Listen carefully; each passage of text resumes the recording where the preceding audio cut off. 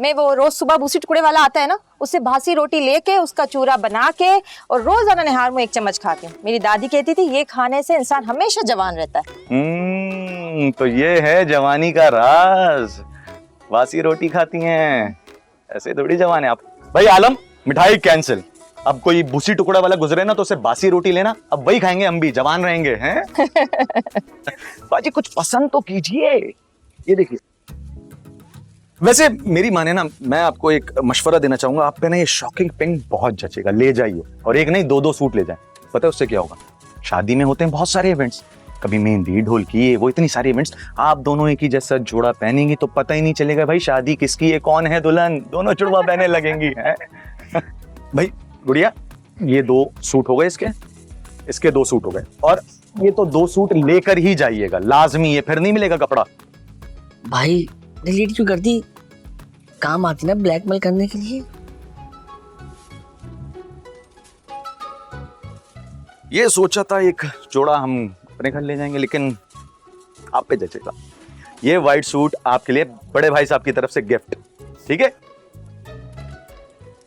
अच्छा, बहुत शुक्रिया, बहुत शुक्रिया। पैसे की परवाह मत कीजिएगा, पैसे भी मुनासिब करवा ही दूंगा। बड़े भाई साहब हैं, थोड़े गुस्से में होते हैं लेकिन मान जाएंगे। आलम, आओ भाई सूट काटो आके।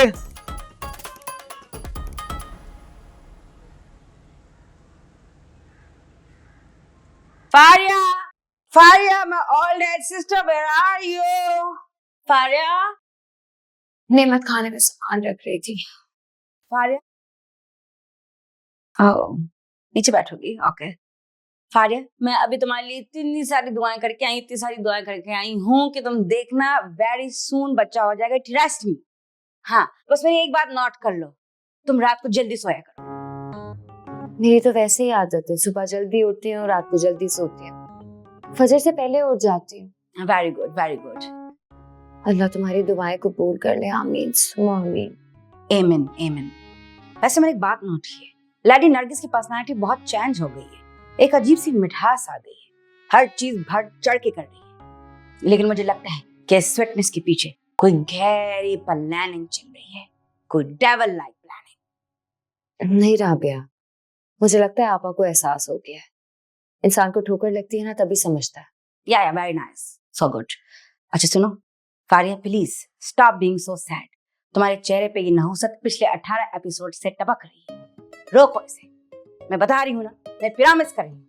कब होगा baby?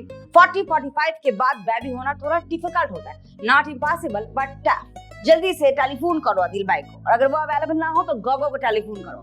Harry, I will get you on telephone, wait.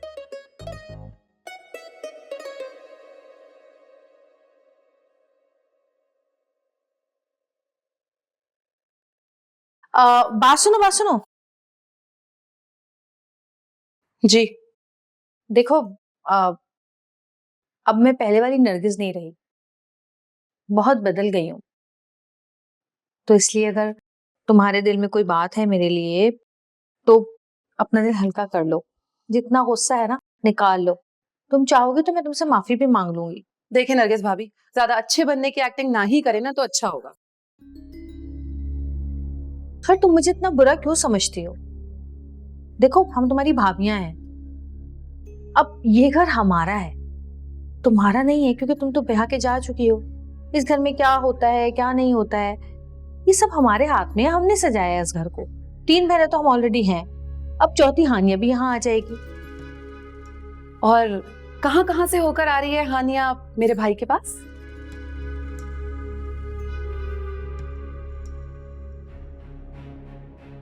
क्या मतलब? अब अगवा हुई है लड़की तो ऐसे तो नहीं जाने दिया होगा, आवारा लोग थे। अब बाकी मैं और कुछ नहीं कहना चाहती, आप खुद समझदार हैं। वैसे कहे तो तुम बिल्कुल ठीक रही हो, लेकिन देखो पप्पू सास के सामने बात मत करना, वरना ऐसे ही उनके दिल में बात आ जाएगी, शक पड़ जाएगा और फिर दोनों का रिश्ता बीच में खराब हो जाएगा। है क्यों? मैं तो अम्मा को बताऊंगी, और मैं क्यों ना बताऊं अपनी अम्मा को, मैं उनसे कुछ नहीं छुपाने वाली। अम्मा को नहीं बताऊं। मैं भी तो यही चाहती हूँ कि तुम सब कुछ बताओ। आपा, अल्लाह कितने अच्छे मूड में लग रही हैं आप। जाहिर है। आखिर को मैं इस घर में वापस आ गई हूँ, खुश तो होंगी ना। और सबसे अच्छी बात यह है कि अब मैंने पुरानी सारी बातें, सारी तलखियां भुला दी हैं, नए सिरे से जिंदगी शुरू कर रही हूँ। और पप्पू सास ने भी मुझे माफ कर दिया।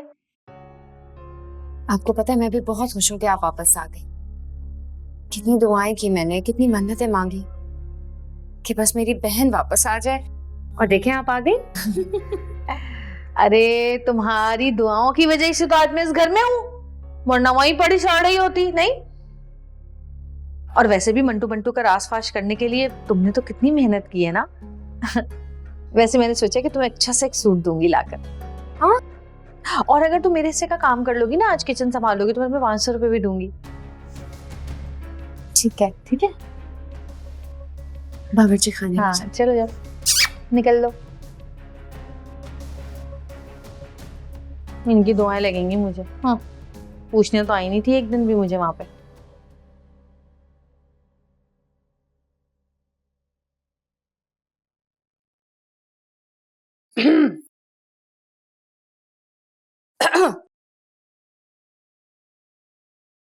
क्यों चक्कर लगा रही हो कमरे की, क्या बात है? वो अम्मा, आपसे कुछ जरूरी बात करनी थी। तो क्यों उतावली हो रही हो, क्या बात है बताओ।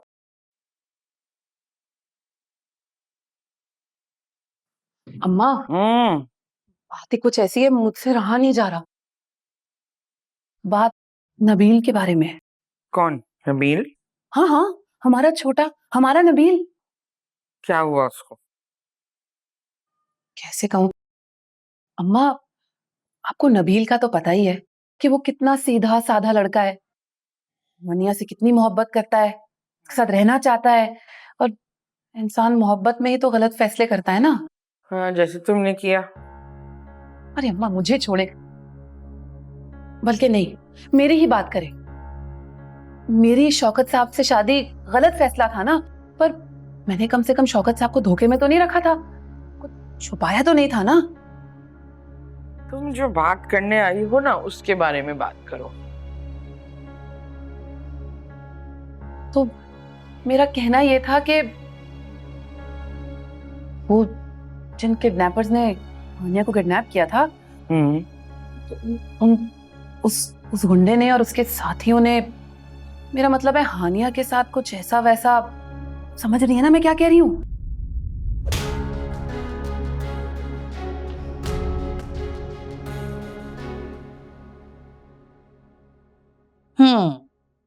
मेरी आवाज निकल गई और रह गया सिर्फ और सिर्फ हमारी नंद का बयान।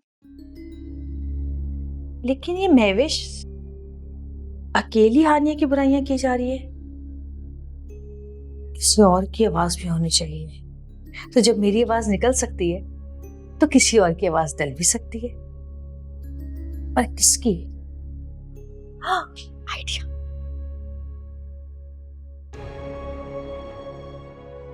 अम्मा, आप तो मुझे थप्पड़ ही मार दिया। मैं तो कभी जिंदगी में मुझ पर हाथ नहीं उठाया था। महविश, तुमसे ऐसी घटिया बात की तवक्को नहीं थी हमें। अम्मा क्या घटिया बात, जो जहन में आया सो कह दिया, और क्या पता जो मैं कह रही हूँ वो सच हो। कितनी संगीन हो सकती है हानिया के किरदार के लिए ये बात, अंदाजा है तुम्हें? बिल्कुल बेबुनियाद बात, कोई दलील नहीं है तुम्हारे पास, बस इल्जाम लगा दिया तुमने। किसी और से ही बात तो नहीं की तुमने? अगर तुम्हारी जुबान से ये बात कोई सुनेगा तो जानती हो क्या सोचेगा?